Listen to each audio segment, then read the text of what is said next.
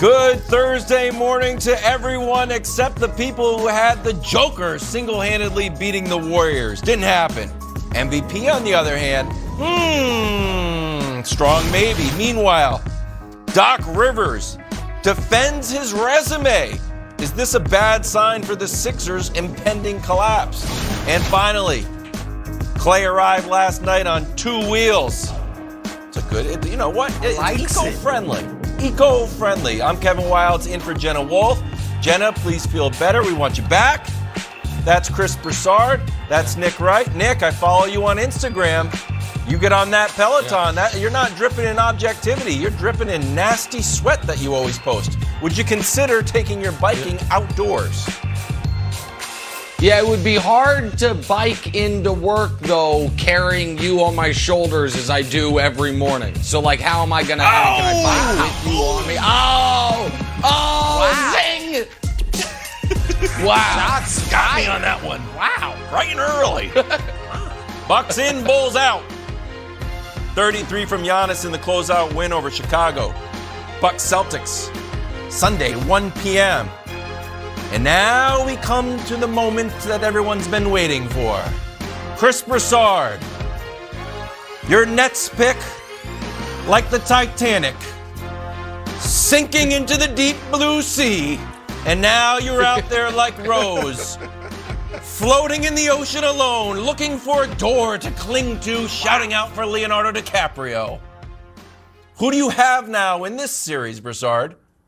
The Bucks or the Celtics? All right, first of all, that was a lot for a guy that picked Seattle to win the Super Bowl and Orlando to make the playoffs. Not about me. I just got to throw that out there.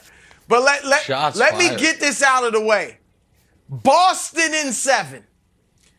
And this is tough. Oh, Let's go. This was, yes, Boston in 7. This was very tough for me because you guys know this. When you make predictions, you've got to go with your head over your heart. And that's tough a lot of times because you want to pull for the team you picked, right?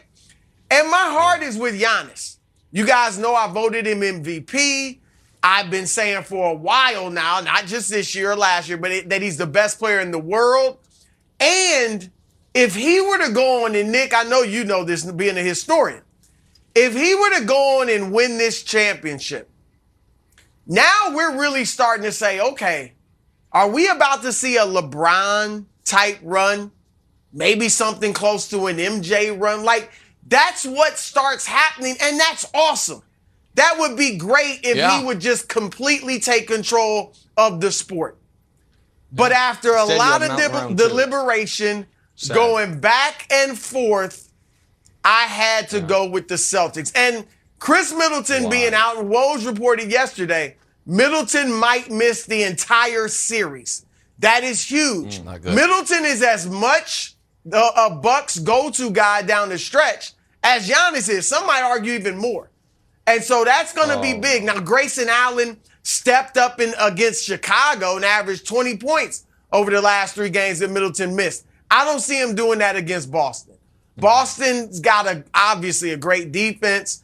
The way they locked up not only KD, but Kyrie as well. Giannis is going to get his. This is so but Al Horford is not only a very good defender, but he is a smart and experienced defender. When they played in the regular season, one game, but he held Giannis to 20 points. You got Robert Williams, a third back, at the rim. All right? You got other bodies you can throw at him. Jaylen Brown, Jason Tatum, obviously Marcus Smart, Daniel Tice, Grant Williams. The list goes on and on.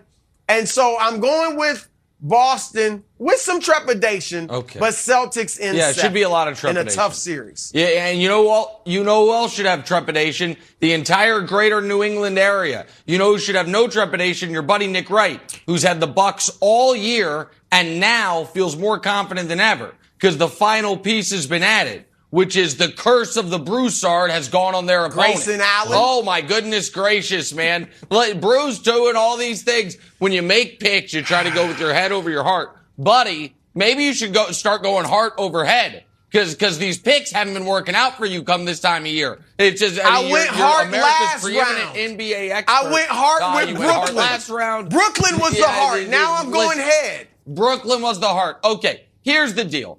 First of all, the disrespect of Giannis Antetokounmpo must end. It has to end.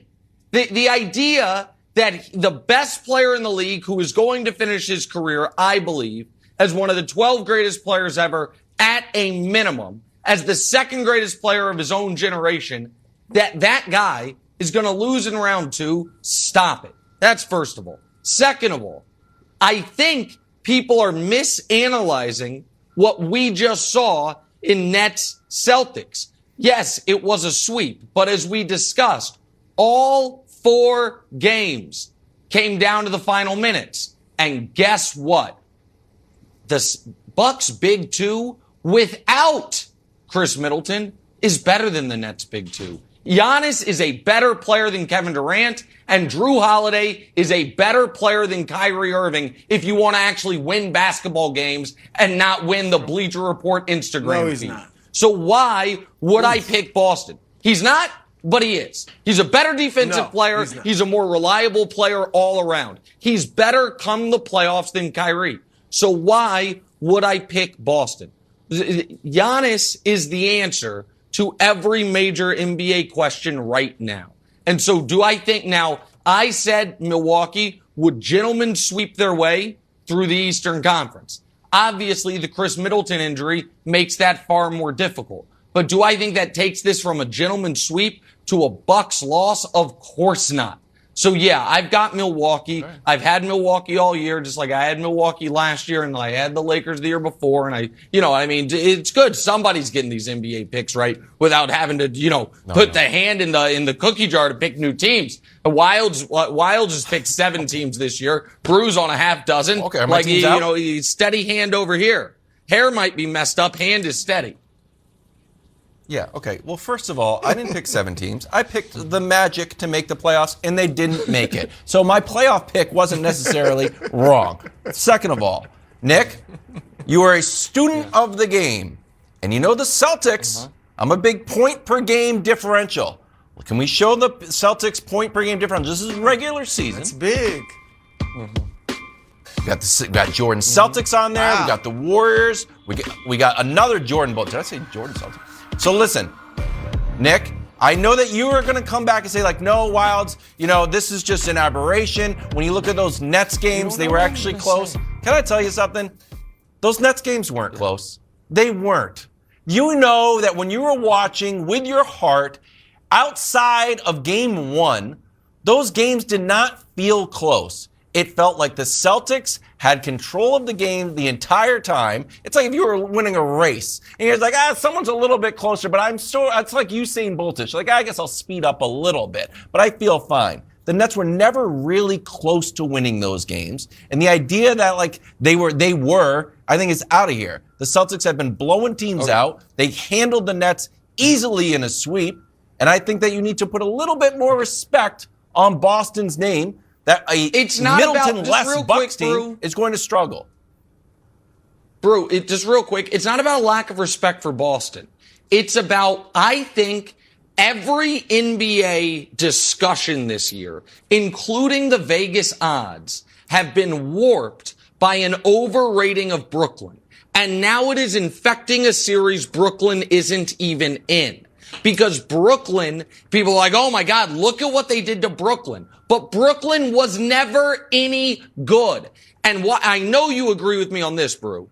Wilds' take that a series, that game 1, the Nets had a lead that was with close. 0.1 second left. That was a close game. And game 4 was a 1-point game with 90 seconds left. That those weren't close games.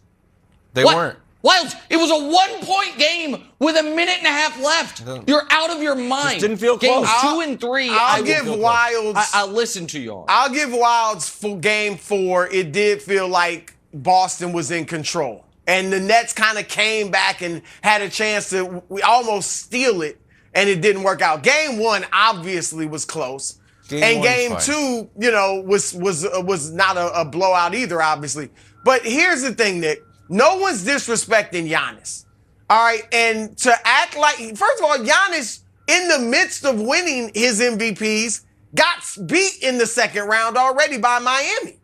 So don't act like the best player in the world can't get beat in the second round. And if you say, well, Giannis wasn't the best in the world that year, it was LeBron in the bubble. They wanted. Do you think LeBron was the best in his first year in LA?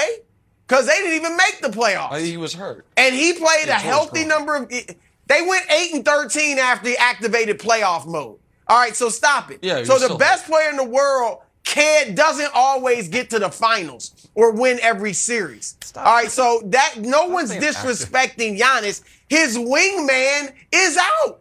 And his wingman might miss the entire series. That's huge, and you can't underestimate that. I don't think you can underestimate that the Celtics have to play a real team.